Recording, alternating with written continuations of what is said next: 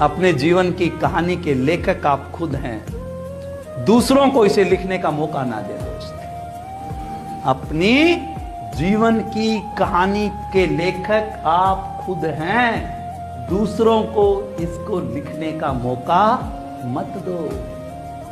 दूसरे तो एनालाइज करते हैं बस।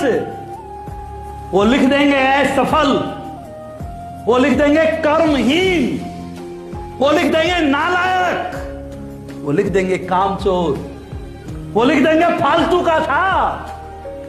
दूसरों के हाथों में कलम दे दोगे, जो जी चाहेगा वो लिख देंगे। और अगर आपके हाथ में कलम है तो फिर जो आप हैं दुनिया वो बोले I am a champion, I am a champion. मैं करूंगा, मैं मेहनत करना जानता हूं। अपनी कलम अपने हाथ में ले लो बोस।